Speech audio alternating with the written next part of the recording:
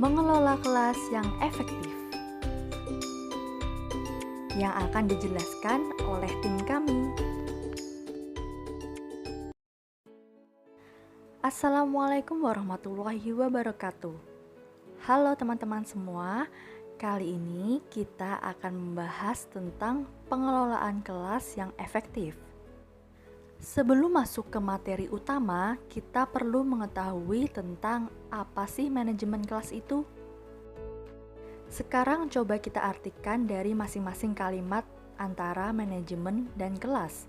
Pertama, manajemen berasal dari kata bahasa Inggris yaitu management. Kata ini apabila diterjemahkan akan menjadi pengelolaan, berarti proses penggunaan sumber daya secara efektif untuk mencapai sasaran. Sementara kelas sendiri diartikan sebagai sekelompok peserta didik yang ada pada waktu yang sama, menerima pembelajaran yang sama dari pendidik yang sama. Nah, dapat diartikan bahwa manajemen kelas adalah usaha sadar untuk mengatur kegiatan proses belajar mengajar secara sistematis, yang mengarah pada penyiapan bahan belajar, sarana prasarana, pembelajaran, pengaturan ruang belajar yang diarahkan untuk mewujudkan suasana pembelajaran yang efektif. Nah, sekarang pertanyaannya adalah, kenapa sih perlu ada manajemen kelas? Apa tujuannya? Sebenarnya apa sih yang membuat manajemen kelas itu sangat penting? Jadi, manajemen kelas itu sangat penting ya teman-teman, karena bertujuan untuk meningkatkan efektivitas dan efisiensi dalam pencapaian tujuan pembelajaran. Selain itu, manajemen kelas juga bertujuan untuk menciptakan suasana kelas yang nyaman untuk tempat berlangsungnya proses belajar mengajar. Maka dari itu, manajemen kelas sangat penting. Lalu bagaimana sih cara mengukur indikator keberhasilan dari manajemen kelas? Nah, manajemen kelas dapat diartikan berhasil apabila siswa mampu untuk terus belajar dan bekerja, walaupun itu sangat sulit dan membuat mereka menyerah, namun mereka memutuskan untuk terus berusaha dan terus mencoba. Dalam suatu sekolah, perlu kita sadari bahwa jumlah siswa di dalam kelas akan turut mewarnai dinamika kelas itu sendiri. Semakin banyak jumlah siswa yang ada dalam suatu kelas, maka kemungkinan besar akan semakin sering terjadi konflik antar siswa.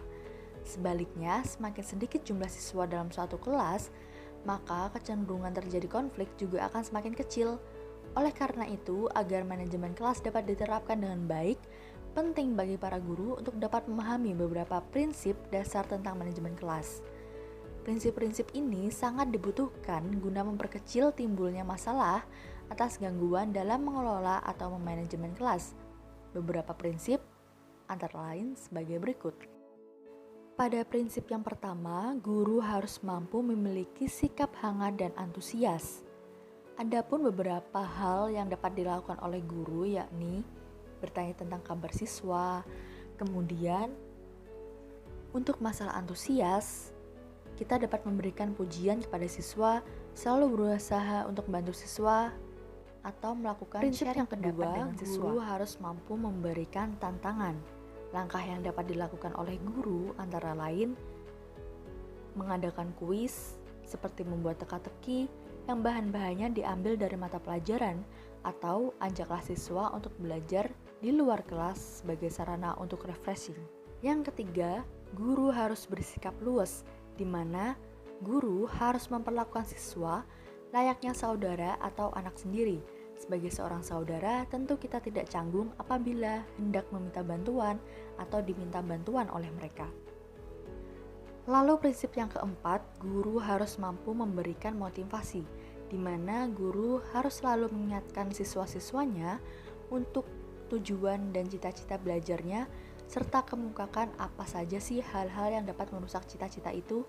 Berilah pujian kepada mereka ketika mereka memberikan tindakan-tindakan yang positif. Dan prinsip yang terakhir, guru harus mampu memberikan teladan, di mana guru harus memiliki sifat disiplin agar siswanya dapat mengikuti apa yang guru lakukan.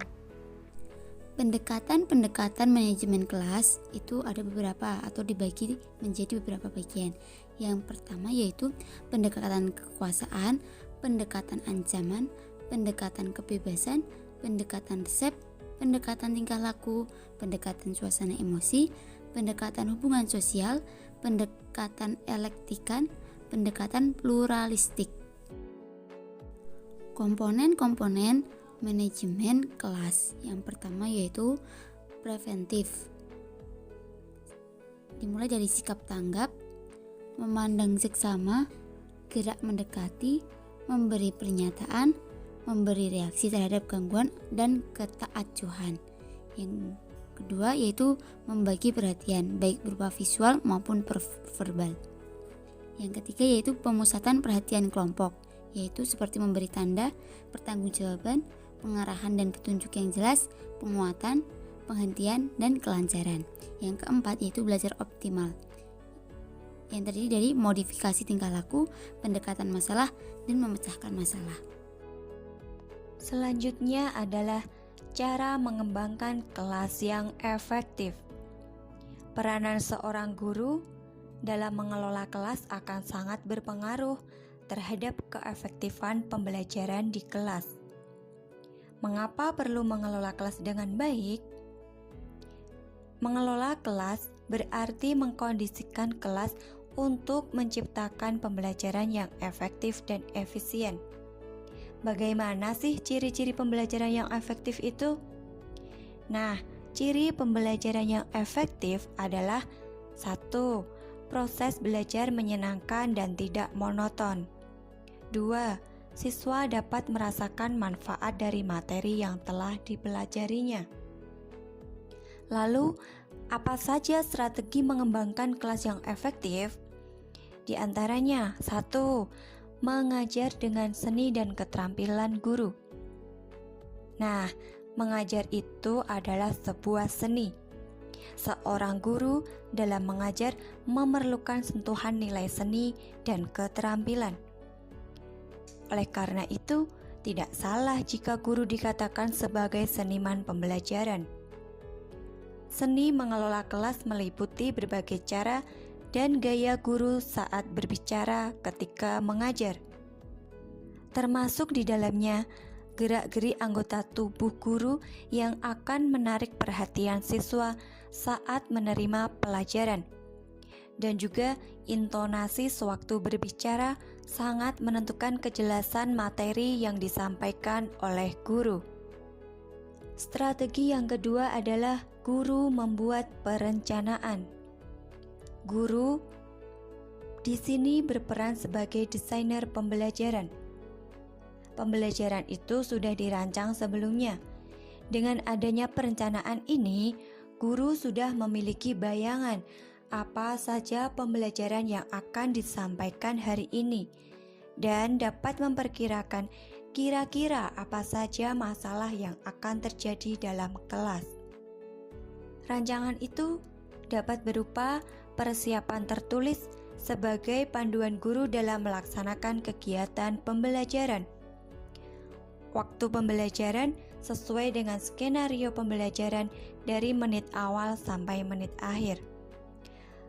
Kemungkinan gangguan dari perilaku siswa yang menyimpang sudah diantisipasi oleh guru, sehingga waktu tidak habis untuk memarahi dan menegur siswa.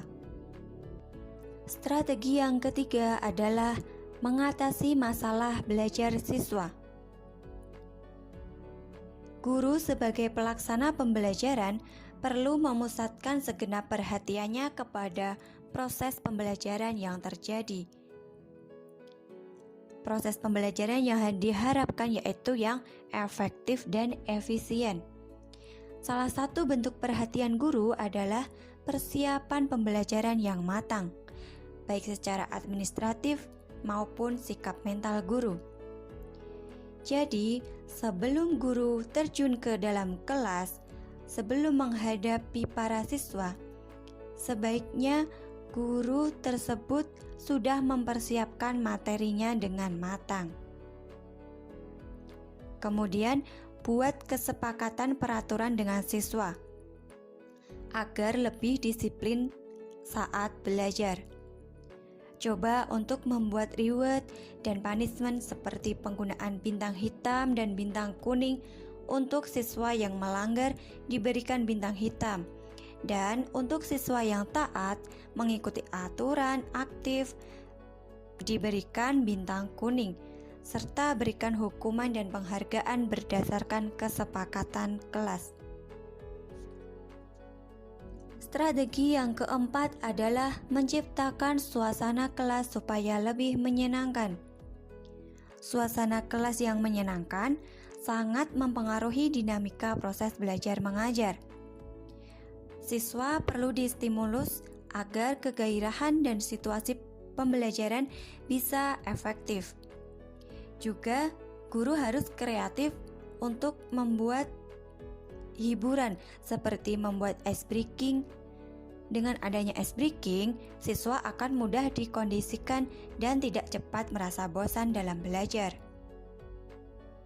Selain itu, menciptakan suasana kelas yang menyenangkan yaitu dengan mempersiapkan kondisi ruangan kelas yang nyaman. Kelas yang nyaman akan lebih mudah untuk dikondisikan. Guru dapat memulai dengan menata tempat duduk agar pembelajaran lebih efektif, serta tidak lupa memperhatikan kebersihan kelas. Nah, sekian itu adalah strategi mengembangkan kelas yang efektif. Nah, selesai sudah materi yang kita pelajari. Dari materi ini, kita dapat memahami tentang manajemen kelas dan bagaimana pengelolaan kelas yang efektif.